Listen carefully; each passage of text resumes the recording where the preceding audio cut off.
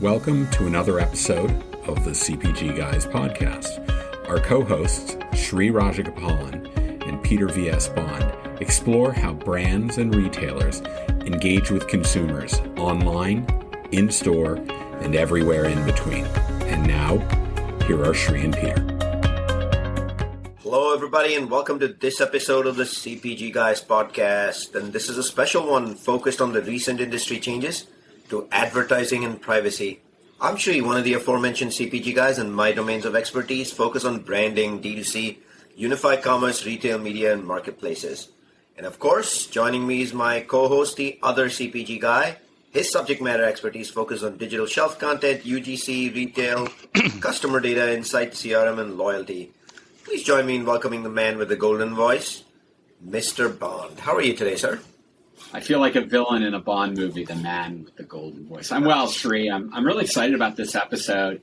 Everyone is talking about what all these changes to the ability to track people are going to have on brands, on retailers, and I don't know that most people have even a small understanding of what the real implications are. So digging into this, I'm really excited to get going today, Sri. Thank you so much, Peter. And before we get to our guest, I want to remind our audience that all of our content, including the work we did at Profitability that you asked us for, our Women's Leadership series back in the fall of 2020, where we were able to donate $8,000 to the Susan G. Komen Fund, and our own musings may be found by visiting cpgguys.com. Also, please check out our ongoing One Question, One Answer series on Instagram with lots of great industry luminaries where we ask one question, one answer weekday evenings. Finally, our show's content is driven by you, so please give us your feedback on what you want to hear more about by visiting ratethispodcast.com/CPGguys and leave us a rating and review on the Apple platform. From time to time, we take polls on our LinkedIn platform, and we would love your direction. You can do that by following us on LinkedIn. Simply search for the CPG Guys and hit follow, and we promise not to disappoint. And our guest today is the CEO of StitcherAds, which helps retailers automate data-fueled campaigns and deliver them at scale. He's also experienced the world of financial banking, music subscriptions, and even orthopedics. Please join Peter and me in welcoming to the podcast Declan Kennedy. Welcome, Declan. How are you? Yeah, really good. Thanks. Thanks, guys, for the opportunity to talk to you today. Before we get to the questions, Declan, would you please first tell us about where our audience can learn more about StitcherAds and a brief overview of StitcherAds? Yeah, sure. I think our website is probably best at www.stitcherads.com. StitcherAds itself, we drive online and offline sales for enterprise retail and e-com companies through paid social advertising. So we do direct response, performance marketing on Pinterest, Snap, Facebook, and Instagram. And we excel in DR and all things performance. Thank you, Declan. And why don't we get right to the questions? And I'll start, obviously, with the hot topic question of the day. This episode is all about advertising, the recent changes in the announcement from Google and Apple. Could you decompose for our audience what is this specific announcement? And if you wore a consumer lens, not a brand lens, a consumer lens, how do you interpret this? Is it good for you? Yeah, I think there's two. The hot topping announcement is iOS 14.5, which ships on the 26th of April, so pretty soon. And the key thing that's coming out in iOS 14.5 is what's called app transparency or app tracking transparency, which pretty much gives control back to the consumer on how they share their data with apps in the app ecosystem. And that's a pretty big change because as of when iOS 14.5 ships, you will be opted out by default from sharing your data with any app within the app ecosystem within iOS full stop. Previously, you would have been opted in. So by default, everybody is opted out, and then every app post iOS 14.5 bin ships has to pop up a really simple modal that is very clear. Do you want to be tracked across apps and the wider web? Yes, no. And then thereafter, if you click no, there is no further opportunity for that app to get that permission from you. Unlike GDPR changes on the web where you always have to allow cookies and allow tracking every time you come to a site. So that's pretty big. And data from AppsFlyer, which is a measurement partner in the app ecosystem, recently published, said that the opt-in rate could be anywhere between 5% for gaming apps to maybe 40% for utility apps, and social media apps are coming in around a 20% opt-in rate. Early data. That's one big change. And the other change on the Google side over the last couple of weeks and months is their ongoing commitment to block third-party tracking or third-party cookies in Google Chrome. And that's going to mean a whole suite of changes to Google's products and retargeting, and a whole bunch of changes on the Google side as they try to take control over transparency and privacy and put it within the Chrome browser using a industry jargon called flocks, which I'll spare you guys from the detail on at the moment. So big changes, but top of the list is the Apple change that's rolling out. That's great, Declan. Thank you for that assessment. So we talked a little bit about the consumer side and the ability to bring transparency so they control what happens. Let's talk about the implication on brands that have been using these mechanisms to deliver personalized advertising. Does these series of actions, the iOS update, the updates by Google, does it make personalization more difficult? Does it even make it impossible? What are the real issues that brands should be thinking about in this new world of engaging with consumers? It definitely does change the game. One-to-one personalization using cookies is gone. Not going to happen anymore. That said, personalization still exists outside of one-to-one personalization to smaller cohorts, smaller groups. So the ability in particular for social apps to personalize will not go away, but if it's cookie-based, it is gone. This is good in some ways. Retargeting on the open web has a bad name because you buy something from a website and then 2 days later you get hit with the same SKU in a retargeting ad. That's because the cookie does not know that you've purchased, because a cookie is not connected with the purchase data of the advertiser.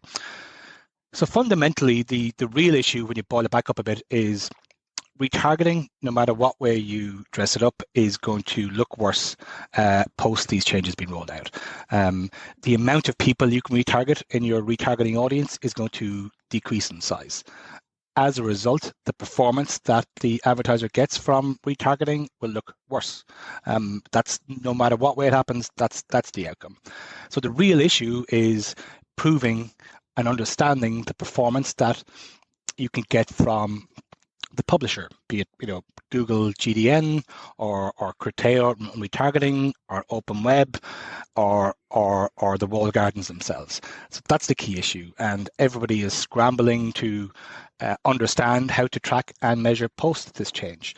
And there is a lot of new piping, new measurement tools being rolled out by the advertising industry to help advertisers understand tracking and attribution post these changes. So a lot of people scrambling, but the real issue is in a lot of cases, your ad spend will look like it is performing worse, especially if you're using the publisher's reporting. So Snap's reporting, Google's reporting, Facebook's reporting, that native reporting dashboard will look worse in terms of return on ad spend, which is a big issue. Declan, as I think about it, there's another partner in the mix here, which is the agency which has supported brands and retailers for time immemorial in the world of advertising. StitcherAds is one such agency that you represent and you have founded. My question for you, Declan, is how will you get impacted as StitcherAds with this huge change? How are you planning to accommodate for it? Because I heard you say a little while ago, this is going to impact performance. And as a marketer myself, I tie myself very closely to the lower funnel metrics as the outcome with the upper funnel metrics. And if that's going to change, I'm going to be very hesitant in putting large buckets of money into personalized advertising when this happens. And I want to point out, Declan, almost kind of opens the door for me to say retail media is the future of advertising. And what I mean by that is like Tesco.com, Walmart.com, Amazon.com, things of that nature. So I'd love to hear an agency perspective and how y'all are getting ready for this. Yeah, sure, Sri. And we've got a unique position here in that we're actually a tech partner of all these publishers, and we're an agency partner. So we're on the tech side and service side, if that makes sense. So there's a couple of things here. I think this is good for agencies, full stop. What's over the last couple of years, you could book your media with Google, you could book your media with Facebook, and in a lot of cases there was no need for a intermediate layer in terms of service and expertise. That landscape is now changing. There was a lot more complexity emerging as each walled garden will have a different set of nuances that the advertiser needs to understand, and then that gets multiplied as they go across multiple publishers. So the complexities are pretty big. Each publisher is rolling out different measurement tools to get around these issues. Facebook right now is leading the way with what's called server-to-server tracking, which puts your purchase database in direct connection with Facebook servers to then help track sales. So publishers are moving at different pace to roll this out. No matter what, each publisher will be different in how they roll it out. And therefore, as an agency or tech provider, there's opportunity to help people understand how the consumer goes across all of these social apps in one go. So we actually think there is more need for reporting and attribution and measurement solutions. I think on the retail media side, that's a super point. We're heavily involved in the grocer vertical in North America, and do a lot of work with publisher products, in particular that's called Facebook collaborative ads. Just like the way Walmart is partnering with Walmart's partnering with the CPG, or Tesco partnering with the CPG, Facebook are also partnering with the CPG and helping that CPG understand the impact of a CPG ad online, driving in-store to a grocer shop, and then surfacing back attributed sales data to the CPG. So Facebook and the other publishers are also playing in retail media. It's just dressed up as a different narrative, and they actually have a better identity layer than pretty much any grocer. They know more about people than Tesco do. So that's where we see the market moving. But fundamentally, at the heart of it all, it is all about first-party data and how there is no cookie in your local store. Cookies don't exist there. What does exist there is loyalty data, EPOS data, e-receipt data, and those three are the data sets that the offline retailer uses to match that in-store user back to an online ad. So what we're actually seeing, and I think a lot of CRM agencies in the market are scrambling to help customers better segment, better clean, better parse their first-party data, and then pipe it out as quickly as possible, as fresh as possible, everywhere. So this is accelerating the shift to first-party data as the primary source of targeting, if that makes sense. It does, Declan, and thank you. So we've talked about there are changes coming both on the open web through the Google Chrome changes. Let's go a little deeper on the app-based privacy changes. As you mentioned earlier, Apple is releasing an update to iOS in late April, and it's really driven by privacy-related outcomes. So let's say you have a prior version or an old phone. Am I still opted in and it doesn't change until I upgrade to the new version? And associated with that, it seems like they're just coming out with a new purple version of their phone. It's not a whole new hardware line. What is the implications of that as part of this? And then lastly, I just want to say that you mentioned a term flush as a tech term. Can you help decompose what that is for us? Sure. So I'll start with the start. So all users do not have to upgrade to iOS 14.5 when it ships. So that rollout will take time, and it typically takes months, is my understanding, for it to go from 1% adoption to the majority of the market. So the impact will actually will not be clear till the majority of those upgrades come through. I think it is causing a lot of debate on Apple's motivations and why they're making these changes, and a lot of these changes seem to be in Apple's strategic interest. A lot of talk in the industry over the last couple of days has been about Apple launching another ad unit within Apple. So they're saying, hey, we're going to take control back and limit access to our data, but in parallel, we're going to spin up a new ad unit ourselves that only advertisers through Apple can get access to. So that's of this week, and a lot of debate about what is the future of free in the internet, free apps, free publisher content, and is that driving Apple to pull you into paid apps and in-app purchasing and paywalls. I might take the Flock thing next. So Flock is federated learning cohorts, and it is a machine learning algorithm. So an algorithm that sits within your Chrome browser that tracks what you're browsing as you go across the internet and puts people into common groups of interests. So it's just grouping people into cohorts and then using machine learning to figure out whether cohort 1 is good for advertising versus cohort 2. And per Google, this is Google's holy grail to solve the issue of cookies going away. Per Google, it drives the same performance as cookie-based advertising. Not that many people yet have had the opportunity to see the data that backs that point of view, but that is, according to Google, really, really strong. On the hardware piece, again, I am an Apple consumer, but I don't work with Apple per se. So again, our understanding is they're keeping a lot of the big hardware upgrades to their fall update in September, October this year. Declan, I suggested to Peter that Tim might be flush, and I was wrong. You can tell the CPG guys are not app developers or the tech wizards of the century. Could you, for our audience, could you help spell the term for us? Is it FLOCK? FLOC. FLOC, Flock. Got it. I'm sure those in the Apple ecosystem know exactly what we're talking about. Thank you for patiently decomposing that for us. No problem. Earlier on this episode, you used the word first-party data, and first-party data is very important in the journey of branding, loyalty building, and developing consumer relationships. Does this change, unfortunately, mean the ability to collect 1P data and build a relationship with the consumer, and obviously the downstream loyalty is now going to be severely impaired? I think it does impact it. You certainly need to, how you extend, acquiring first-party data is key, as we all know. A lot of CPG has been extending that first-party data with either third-party cookies or second-party data lakes. So second-party data lakes is hot at the moment, where you're extending the first-party data and you're getting access to Tesco through the CPG. That join.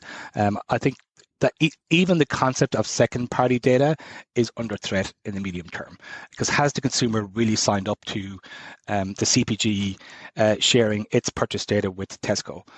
So our view is, third-party has been written right back right now or removed. Second-party data sharing is also under threat, and it's all going to be about genuinely you controlling first-party data.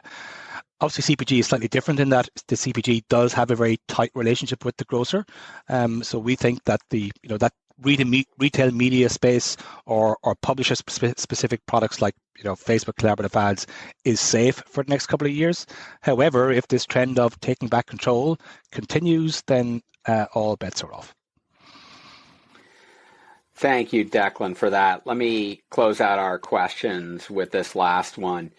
Given all you've learned and understand about all these coming changes, what advice do you have for agencies and brands in succeeding in this new world, or at least keeping their head above water for the time being? Yeah, I think it's clear. If you're a retailer, you need to capture first-party data in store. Mission critical. You have access to data sources that most e-com brands do not have. Yet the e-com brand is picking it up, so you've got control over your first-party data program if you can capture in-store data. So loyalty in-store and e-receipt in-store gives you, as a retailer, a natural data set that a lot of other advertisers don't have. In terms of the immediate, what's coming at us in April and May, there's a bunch of recommendations from each publisher to help mitigate the risk of the iOS 14.5 announcement. They're basic householding things like campaign structures and pixel configurations. Just check out the publisher blog to understand what those recommendations are. And then thereafter, I think everybody in the market is looking what is that alternative, and each publisher has really, really robust new ways to measure. So you got to push those new ways to measure as an agency or tech vendor, and that's where the success is. So Facebook's server-to-server integration is a must-have for any enterprise advertiser. Wow, Declan, I think very kind of you to join us today for this special episode of the CPG Guys and share with us, for the benefit of our audience, the brands, retailers, and the service providers who listen in to us weekly, about the upcoming changes this week and all the outcomes they should plan, especially for your advice at the end and for the use of the term flock. Now I actually know what that means. But I want to remind our audience that you can find all our content on cpgguys.com. The show is shaped by you, and the best way for you to continue to do that is simply go to linkedin.com, the search bar, type CPG Guys and hit follow. From time to time, we take polls. You get to participate and you tell us who you'd like to have the show, the topics you'd like to have the show, for which we're deeply appreciative. You can also go to simply do that on cpgguys.com and use the several clicks available to listen to the podcast or decompose the profitability series that we released late last year. Declan, I can't thank you enough for being part of this special episode. For the benefit of our audience, could you remind everybody where they can find StitcherAds and what's the best way they can get in touch with you if they want to create a partnership or if they want to chat about this new upcoming changes in privacy for consumers? Sure, thanks, Sri. It's StitcherAds.com, StitcherAds.com, or just hook up with me on LinkedIn, Declan Kennedy, and I'll get in touch. And for the benefit of our audience, both how you can reach StitcherAds as well as how you can get in touch with Declan Kennedy and engage with StitcherAds for your needs will be in the liner notes of this podcast. And also on LinkedIn, you'll find them tagged. So that's another easy way to reach out to them. Peter, what a great episode. And let's take 30 seconds here, Peter, you and me, to recap what we just learned here. What was your single biggest learning, Peter, here? For me, it's that consumers are taking back control of their data. But the challenge to that, it means that for at least a significant period of time, they're going to find the content presented to them online and through apps is going to be substantially less relevant. Peter, my biggest takeaways in addition to that, the huge emergence of retail media as an advertising engine go forward. I would really like CPG brands to pay attention to that statement that Declan started the show with.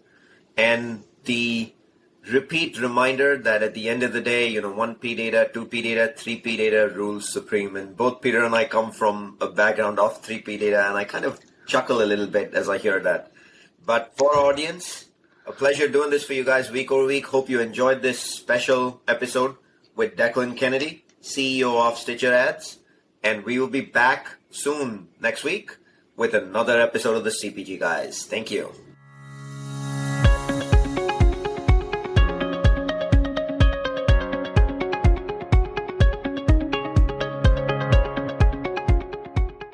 The content in this podcast episode is provided for general informational purposes only. By listening to our episode, you understand that no information contained in this episode should be construed as advice from CPG Guys LLC or the individual author, hosts, or guests, nor is it intended to be a substitute for research on any subject matter. Reference to any specific product or entity does not constitute an endorsement or recommendation by CPG Guys LLC. The views expressed by guests are their own, and their appearance on the program does not imply an endorsement of them or any entity they represent. The views expressed by CPG Guys LLC do not represent the views of their employers or the entity they represent. CPG Guys LLC expressly disclaims any and all liability or responsibility for any direct, indirect, incidental, special, consequential, or other damages arising out of any individual's use of, reference to, or inability to use this podcast or the information we present in this podcast.